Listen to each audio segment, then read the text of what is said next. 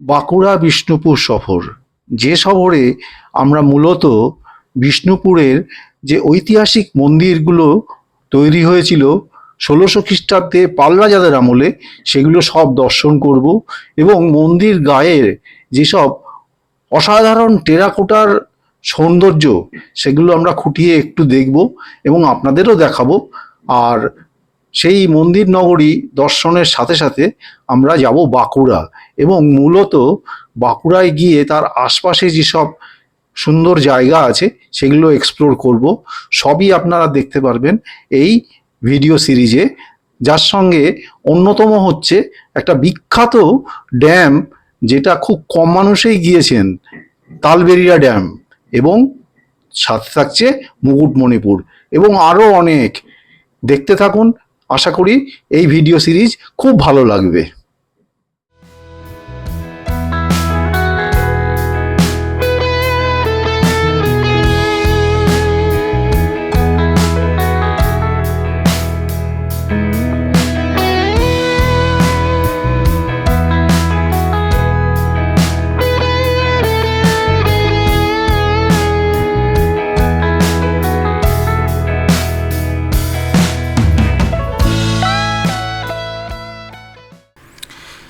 রানার দুনিয়ায় আপনাদের সবাইকে স্বাগতম।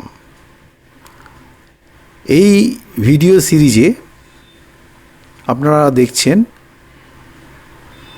বাঁকুড়া বিষ্ণুপুর এবং তার আশপাশের যেসব জায়গা এক্সপ্লোর করেছি সেই সব ভিডিও এবং সেখানকার গল্প।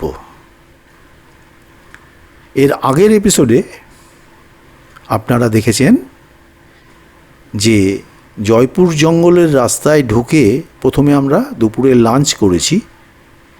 লাঞ্চ করার পরে আমরা আবার যাত্রা শুরু করেছি এবং ওই মেন রাস্তা থেকে বাঁদিকে যে রাস্তাটা ঢুকেছে চাতালে যাওয়ার, এই এয়ারফিল্ড যাওয়ার, চাতালটা হচ্ছে স্থানীয় নাম, যেটা ম্যাপে কিন্তু চাতাল বলে পাবেন না। ব্রিটিশ এয়ারফিল্ড মূলত সামরিক প্রয়োজনেই ব্রিটিশরা বানিয়েছিলেন এবং গুগলে কিন্তু এই রাস্তাটার নাম সেইভাবেই উল্লেখ করা আছে যে ব্রিটিশ এয়ারফিল্ড রোড। তো সেই ব্রিটিশ এয়ারফিল্ড রোড দিয়ে আমরা এখন চলেছি চাতালের উদ্দেশ্যে এবং এখানে মূলত যে দু চারটে ভিডিও আপনারা ইউটিউবে পাবেন চেতালের, তারা বাইকাররা। তো চার চাকার গাড়ি নিয়ে খুব কম মানুষ এই রাস্তায় ঢোকেন বা তার কোনো ভিডিও আমার অন্তত চোখে পড়েনি। তো সেই কারণে আমি যখন একবার সুযোগ পেলাম দেখার, তো আমি নিজেও দেখব এবং আপনাদেরও দেখাবো। যেতে যেতে আমি স্থানীয় একটা মানুষ একজন যাচ্ছিলেন সাইকেলে করে, তো তার সঙ্গে একটু কথা বললাম যে আমি ঠিক রাস্তায় যাচ্ছি কি না, রাস্তার কন্ডিশান কেমন, এই চার চাকা গাড়ি নিয়ে ঢুকতে পারবো কি না। তো উনি যেটা বললেন যে হ্যাঁ আপনি যেতে পারবেন, তবে এই রাস্তাটা, এই পিচটা একটু পরেই শেষ হয়ে যাবে, এরপরেই কিন্তু মাটির রাস্তা। তো সেই মাটির রাস্তায় বলতে বলতে একটা চার চাকার গাড়ি, এবং এটা প্রাইভেট গাড়ি আমি দেখছি, সুতরাং আমার মতোই কেউ একজন হয়তো এসছিলেন বা এখানকার কোনো স্থানীয় মানুষও হতে পারে, আমার ঠিক জানা নেই। তো গাড়িটা আমি যথেষ্ট সাবধানতার সঙ্গে তাকে সাইড দিলাম। মানে এখানে বুঝতেই পারছেন রাস্তা এতটা ন্যারো, এতটা সরু যে দুটো গাড়ি সাইড দেয়াটা বেশ কষ্টসাধ্য। তো ওইখানে আমি আগের থেকে পজিশান বুঝে একটু দাঁড়িয়ে গিয়ে ওকে সাইড দিলাম। একদম আলো আঁধারি রাস্তা, কিছু কিছু জায়গায় জঙ্গলের কারণে একদম অন্ধকার। তো এখানে একটা রেল লাইন ক্রস করছে আমি দেখতে পাচ্ছি। তো রাস্তার কন্ডিশন আপনারা দেখতেই পাচ্ছেন এবং শুধু আরও কনফার্ম বুঝতে পারবেন যে সামনের বাইকার তার পেছনের আরোহীকে নামিয়ে নিজে পার হয়ে ওপারে গিয়ে আরোহীকে আবার বাইকে তুলে এগোচ্ছেন। সুতরাং রাস্তা এই জায়গাটায় খুবই গণ্ডগোল ছিল। তো আমি যাচ্ছি, তার মধ্যে দিয়ে আমার মনে একটাই চিন্তা আছে যে যদি এই 4 চাকা নিয়ে শেষ পর্যন্ত না ঢুকতে পারি, যদিও একটা গাড়ি আমি দেখলাম বেরিয়ে যাচ্ছে, এখন সে আদৌ কোথা থেকে গেল, অর্থাৎ সে চাতাল অবধি গিয়েছিল না মাঝ রাস্তা থেকে ফিরে গেল, আমি কনফার্ম নই। তো সেই কারণে একটু চাপে আছি। চাপ কিছু নয়, যতদূর যাওয়া যায় যাব, না হলে গাড়ি ঘুরিয়ে আবার মেন রাস্তায় চলে যাব, এই হচ্ছে অপশান। আর হ্যাঁ, সব জায়গায় গাড়ি ঘোরানোর মতো জায়গায় পজিশান নেই, কিন্তু কিছুটা হয়তো ব্যাক করে গিয়ে একটা পজিশান দেখে গাড়িটা ঘোরাতে হবে। বুঝতেই পারছেন এখানে গাড়ি ব্যাক করার মানে ঘোরানোর জায়গা নেই। সুতরাং এই যে এখানে একটা ফাঁকা জায়গা মতো দেখছি, এই রকম জায়গা হলে পরে গাড়ি ঘোরানোর পসিবিলিটি আছে। কিন্তু এখানে আবার দেখছি একটা নতুন উপদ্রব, নতুন সমস্যা, ডান দিক বাঁ দিক দুদিকের রাস্তা, কোন দিকে রাস্তা ধরবো। তো তারপরে একটু স্লো করে বুঝলাম যে না, একই রাস্তা, দুরকমভাবে রাস্তা আছে। তো এখন আমি মনে হচ্ছে বাঁদিকের রাস্তাটা দিয়ে ঢুকে ভুল করলাম, কারণ বাঁদিকের রাস্তাটা আরও অপেক্ষাকৃত সরু, কিন্তু ডান দিকের রাস্তাটা যেটা ছিল সেটা একটু চওড়া ছিল, কিন্তু বড্ড মাটির উঁচু নিচু এবড়ো খেবড়ো বলে আমি ঢুকলাম না। কিন্তু বাঁদিকের রাস্তাটা একদমই সরু। এখন এই রাস্তা দিয়ে কতদূর যেতে পারবো, এবং যেটা আশঙ্কা করছিলাম যে ঠিকই যে আর যাওয়া যাবে না, ওই সামনেটা আরও সরু হয়ে গেছে, কিন্তু এবার এই উপরের রাস্তাটা উঠতে পারছি না, মানে এতটা উঁচু এবং এতটা অসুবিধা যে আমি গাড়ি শেষ পর্যন্ত থামিয়ে নিচে নেমে একটু জঙ্গলটা, আশপাশে পরিবেশ আপনাদের একটু দেখাচ্ছি। আর আমি বোঝার চেষ্টা করলাম যে আমি এই রাস্তা দিয়ে এসেছি, এই পাশ দিয়ে এসেছি, যে গাড়ি ঘুরিয়ে চলে যাব না কষ্ট করে উপরে উঠব। সব থেকে একটাই চাপের যে আমার গাড়িটা তো এসইউভি নয়, একদম লাক্সারিয়াস গাড়ি, সুতরাং এর গ্রাউন্ড ক্লিয়ারেন্স খুব কম। তো এইখান থেকে ওপরে নয় উঠে নেব, কিন্তু এর পরে যদি এরকম কন্ডিশান আসে তাহলে আমি এই গাড়ি নিয়ে কি ঢুকতে পারবো, নিচে চেসিসে আটকে যাবে না তো? এই সব 7-5 অনেক কিছু ভেবেই আমি গাড়িটা দাঁড় করিয়ে একটু পর্যালোচনা করছি। সামনে দিয়ে যাওয়া সম্ভব নয় একদম 100%, এটা পুরোপুরি সাইকেল বা বাইকের যাওয়ার রাস্তা। তো অনেক মাপজোপ করে ওপরে ওঠারই ডিসিশান নিয়েছি এবং সেই ওপরেই উঠেছি। সম্পূর্ণ মাটির রাস্তা, এখানে আর অন্য কোনো পাকার কোনো সিন নেই, পুরোপুরি কাঁচা রাস্তা, মাটির রাস্তা। তো এই মাটির রাস্তায় ঢুকেছি। মাটির রাস্তায় কোনো অসুবিধা নেই, জল কাদা এখন নেই, কিন্তু একটাই চাপ, যেহেতু রাস্তা খুব উঁচু নিচু, মাঝে মাঝে ঢিবি মতো হয়ে রয়েছে, মাঝে মাঝে মাঝখানটা বিশেষ করে ঢিবি হয়ে রয়েছে, অর্থাৎ গাড়ির নিচেটা ঠেকে যাওয়ার একটা যথেষ্ট চান্স আছে। আর একটা সবথেকে ভয়ের যেটা, সেটা হচ্ছে বলতে বলতে আর একটা সামনের গাড়ি আসছে, এখন ওটাকে আবার ঠিকঠাক সাইড দিতে হবে। এটা স্থানীয় এখানকার কোনো ভাড়ার গাড়ি, ভেতরে সেরকম লোকজন আমি দেখতে পাচ্ছি, মারুতি ভ্যান একটা। তো যাই হোক, অনেক কষ্টে ও বুঝেছে, ও সাইড হয়ে গেছে এবং আমিও সাইড করে ওর সঙ্গে একটু দাঁড়িয়ে কথাও বলে নিচ্ছি যে আর কতটা এরকমভাবে যেতে হবে।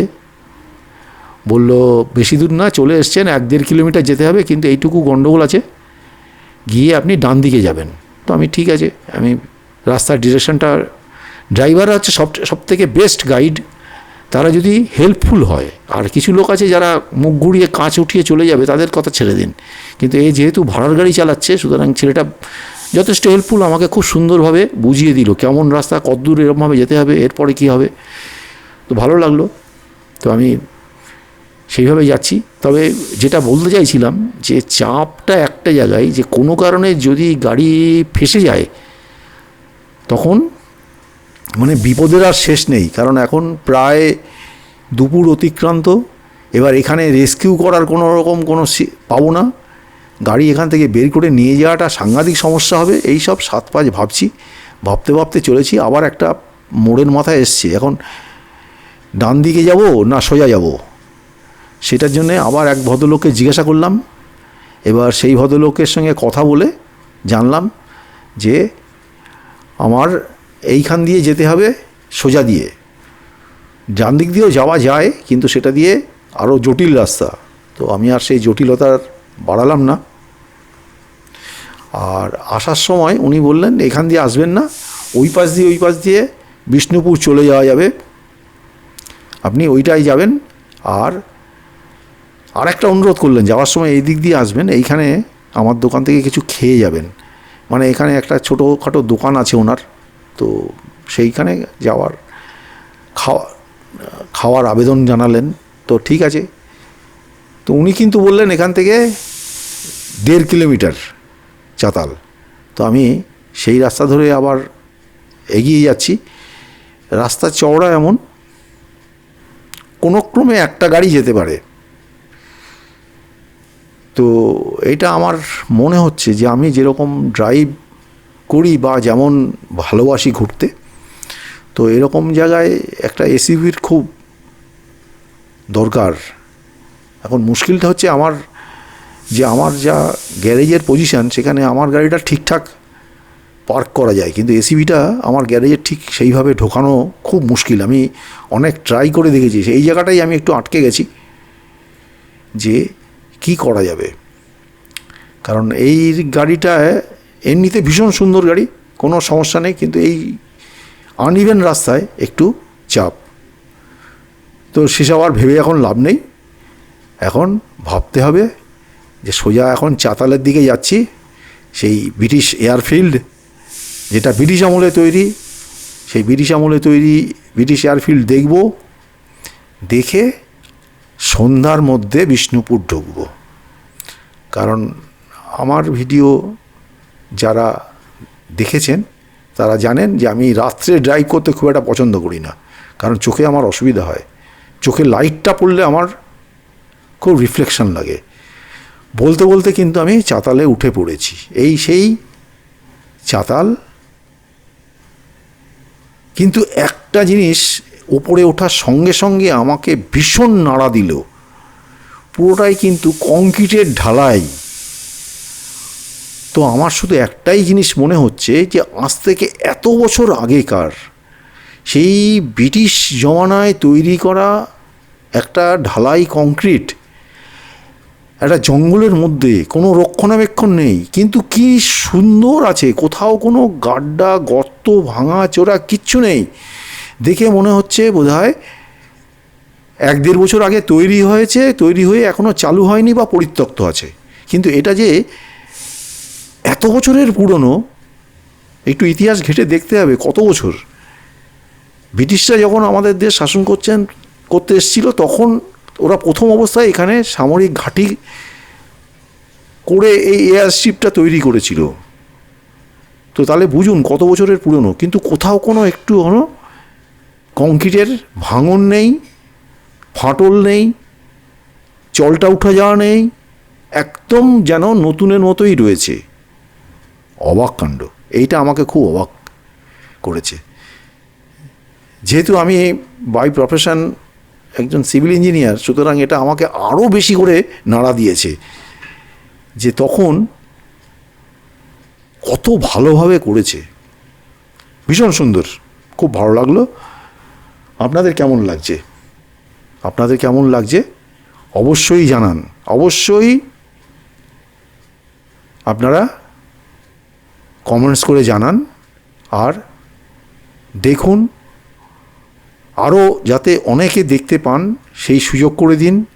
একটু লাইক, কমেন্ট, শেয়ার এটা করুন। একদম শুনশান জায়গায়, পুরো জঙ্গলের মধ্যে একটা পরিত্যক্ত এয়ারস্ট্রিপ, এবং এয়ারস্ট্রিপ দিয়ে গাড়ি চালাতে অসম্ভব ভালো লাগছে। মনে হচ্ছে একদম হাত খুলে চালাই, কিন্তু ওই মাঝে মাঝে একটু জঙ্গল টঙ্গল হয়ে গেছে, আর একদম অচেনা জায়গা, তো সেই জন্য আমি ঠিক করতে পারছি না। জোরে চালাতে পারছি না, কিন্তু দেখলাম কিছু কিছু বাইকার কিন্তু তারা এরকম ওই একটু স্পিডে চালিয়ে টালিয়ে দেখছে। তো ভালো, বাইক হলে হয়তো আমিও একবার ট্রাই করতাম, কিন্তু আমি গাড়িতে আর সেই ঝুঁকিটা নিলাম না, কারণ আমাকে সেফলি এই গাড়িটা নিয়ে বিষ্ণুপুর অবধি পৌঁছতে হবে, সামনে পুরো সফর পড়ে আছে এবং তারপরে বাড়ি ফিরতে হবে সেফলি। সেই জন্যে সেই লোভটা মনের ভেতরেই রাখলাম। এবার চাতালে একটু গাড়িটা দাঁড় করিয়ে চতুর্দিকটা ভালো করে দেখছি, উপভোগ করছি বলা ভালো। এই হচ্ছে পুরো চাতালটা, বিশাল একটা এয়ার স্ট্রিপ, অর্থাৎ এখানে রানওয়েতে প্লেন নামতো। তো বেশি সময় নষ্ট করলাম না, এদিকে বিকাল হয়ে আসছে। এখন আমি আর পিছন দিয়ে যাব না, আমাকে বলেছিল এই যে রাস্তায় ঢুকছেন এই রাস্তায় ব্যাক করে আসবেন, ব্যাক করে এসে এই মেন রোড ধরবেন। আমি আর সেটা করলাম না। এখানে প্রচুর বাইকার আছে, আমি ওদের সঙ্গে একটুখানি গল্প করলাম, গল্প করে জানলাম যে এইখান দিয়ে ভেতর দিয়ে মানে গ্রামের মধ্যে দিয়ে বিষ্ণুপুর চলে যাওয়া যাবে। তো আমি সেটাই করব, দেখা যাক কতটা থ্রিলিং হয়। একটু রিস্ক নিলাম হয়তো। ঠিক আছে, আজ এই অবধি থাক, নমস্কার।